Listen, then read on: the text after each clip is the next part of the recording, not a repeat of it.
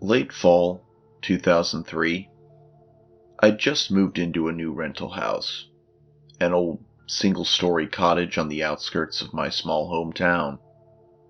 It was the kind of place you'd drive by without even noticing. Chipped paint, a sagging porch, vines creeping up one side of the house, and a backyard that faded into a tangle of dark woods. Rent was cheap, and I was low on options, so I took it without a second thought. The first night passed quietly. It wasn't until the second night that I started noticing things. I woke up around midnight to the sound of scraping. It was a dry, rasping noise, faint, like something was dragging itself across the floor just outside my bedroom. I brushed it off as the house settling or some wild animal messing around outside. But then the noise continued the next night, and the next. On the fourth night, it got louder. This time, it wasn't just scraping. It was a creaking sound, like wood bending under weight, followed by a strange clicking, like a brittle, rhythmic tapping. I couldn't sleep. I lay there, paralyzed, trying to make sense of the sounds until finally they faded away. The following morning, I noticed strange scratches on the wood floors in the hallway. They were long, uneven, jagged, as if someone, or something, had clawed its way along the floor. My nerves were on edge, and I started sleeping with the lights on. Then, on the fifth night, I saw it. I had fallen asleep in the living room, a thin layer of light still seeping in from the street lamp outside. Around 2 a.m, I heard the creaking again. Only this time, it was closer. I sat up and turned toward the hallway, and there it was. At first, it looked like a bundle of sticks, twisted, jagged, broken branches that seemed haphazardly tied together. But as my eyes adjusted, I realized it was moving.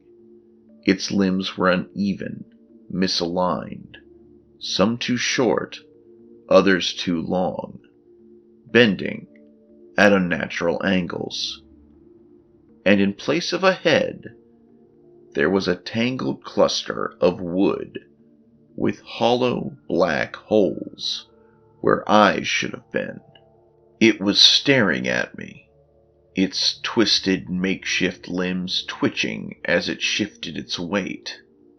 Every movement was accompanied by that familiar, sickening creak, like an ancient door being forced open, and that tapping, brittle fingers drumming against the floor, each sound deliberate, like it was counting, waiting for something.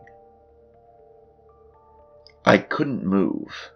I sat frozen, my heart racing, watching as it slowly dragged itself into the room, closer and closer. The air was thick with the smell of rot, earthy and old, like something left to fester underground. It tilted its head, those empty eye sockets seeming to look through me. The longer I stared, the more I felt it wasn't just looking at me. It was studying me, learning every detail of my face, my posture, my fear. Then, with an agonizing creak, it lifted one arm and pointed at me.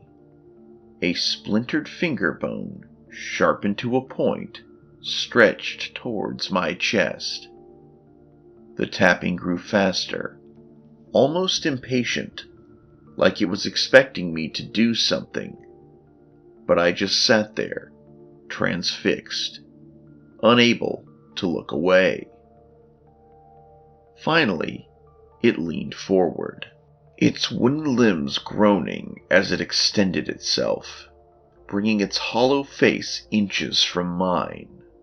I could feel the cold radiating from it, like standing next to a slab of ice buried deep underground.